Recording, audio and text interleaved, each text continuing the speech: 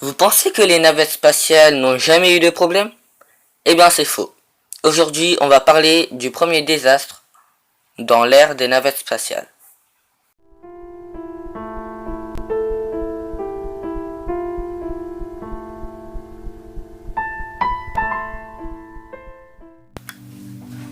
Challenger ou Orbital Véhicule 099 était une navette spatiale américaine conçue à des fins de test STA 099.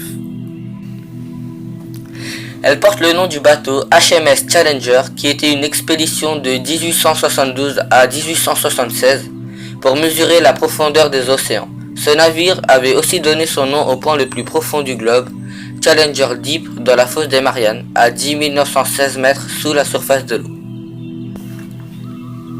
Au total, Challenger a accompli 9 missions pendant lesquelles elle a passé 62,41 jours dans l'espace et parcouru 41 527 416 km. Elle a déployé 10 satellites au total, voici son parcours. Mettez pause si vous voulez lire.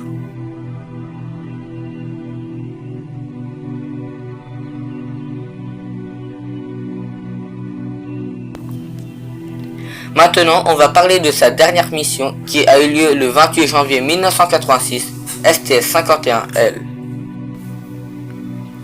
La navette spatiale Challenger était à l'origine prévue pour être lancée au Kennedy Space Center le 22 janvier 1986 à 14h43. Toutefois, les retards liés à la précédente mission STS-61C repoussèrent le décollage au 23 janvier puis au 24.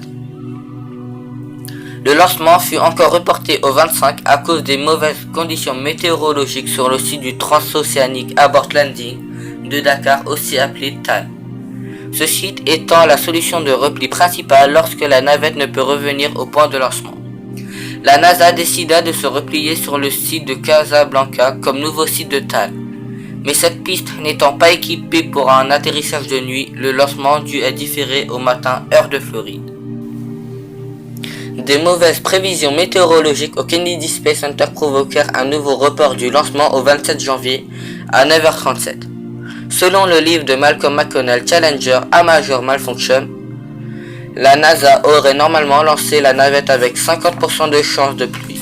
Sa mission était de déployer le satellite TDRS-B et observer la comète de Halley, 76 ans après son dernier passage. L'accident de la navette spatiale, qui se traduisait par la désintégration 73 secondes après son décollage, provoqua la mort des 7 astronautes de l'équipage de la mission STS-51L. L'accident a été provoqué par la rupture de l'un des joints toriques d'un des deux propulseurs à poudre accolés au réservoir principal d'hydrogène. Il avait souffert de conditions climatiques particulièrement froides au cours de la nuit précédant le tir. T-minus 10, 9,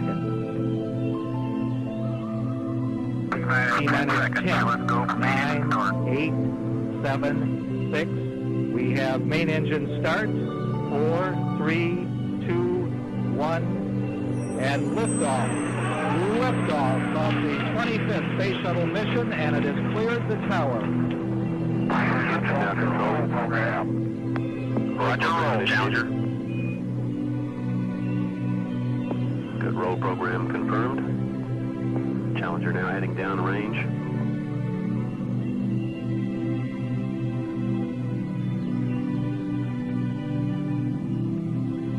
Engines beginning throttling down now at 94%. Normal throttles for most of the flight, 104%. We'll throttle down to 65% shortly. Engines at 65%, 3 engines running normally, 3 good fuel cells, 3 good APUs. velocity 2,257 feet per second. Altitude 4.3 nautical miles, downrange distance 3 nautical miles.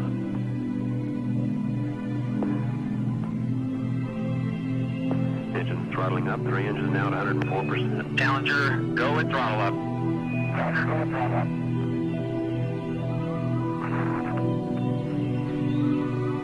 15 seconds. Velocity 2,900 feet per second. Altitude 9 nautical miles. Downrange distance 7 nautical miles.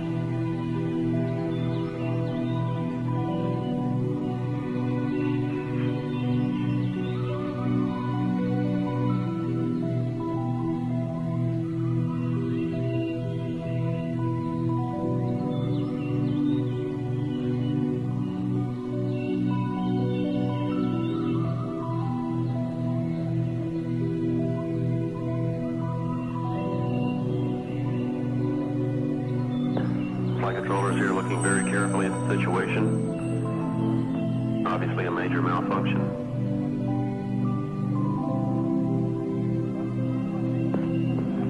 We have no downlink.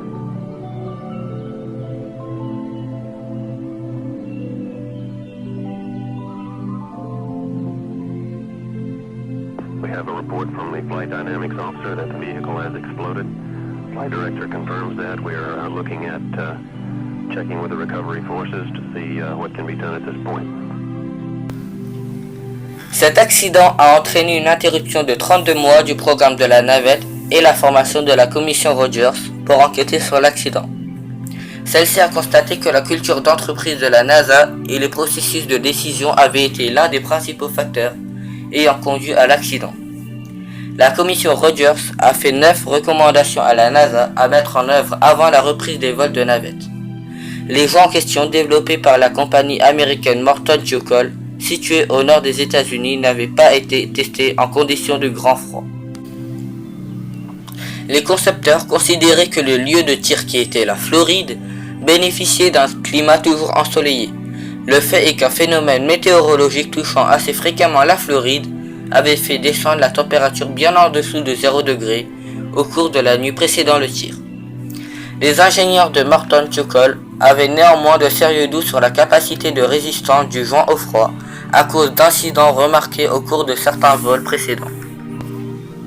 Certains d'entre eux, notamment Roger Boisjoli, avaient lancé l'alerte, mais le joint n'ayant pas été formellement testé puisque la question du froid ne s'était même pas posée, ils furent incapables de prouver la faiblesse de cette pièce au directeur de tir. Les remarques furent rejetées par les responsables de Morton Tjokol qui recommandèrent que le lancement soit exécuté comme prévu. L'enquête révéla également que les ingénieurs de sécurité de la NASA estimaient les probabilités d'accident de l'ensemble du dispositif à environ 1%, alors que les directeurs de tir prenant la décision finale tablaient sur les probabilités 1000 fois inférieures. Dans ces deux contextes, l'information concernant la solidité du joint ne promet pas la même ampleur. Diane Vaughan, ayant enquêté sur l'accident, parle d'une culture du risque à la NASA. Les directeurs de tir décidèrent donc de passer outre et d'effectuer le tir.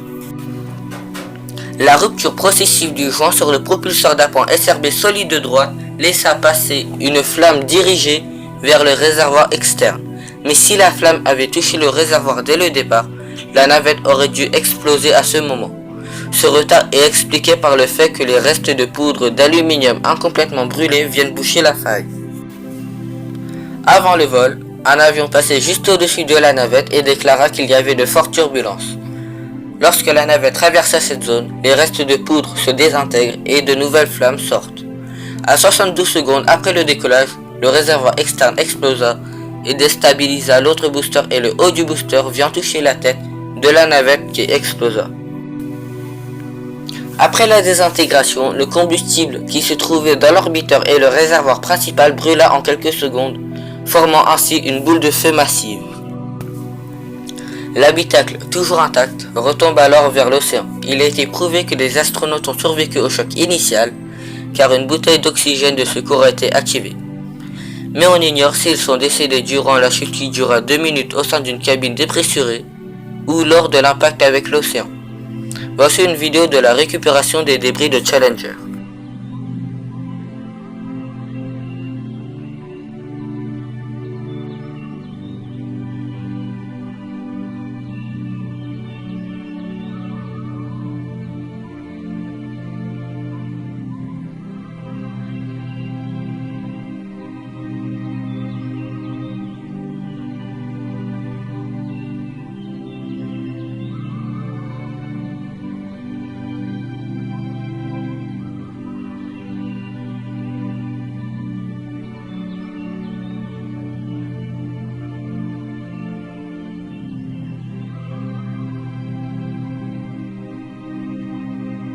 De nombreuses personnes, dont des écoliers, assistèrent en direct au lancement de la navette du fait de la présence dans l'équipe d'astronautes de Christa McAuliffe, première enseignante à aller dans l'espace.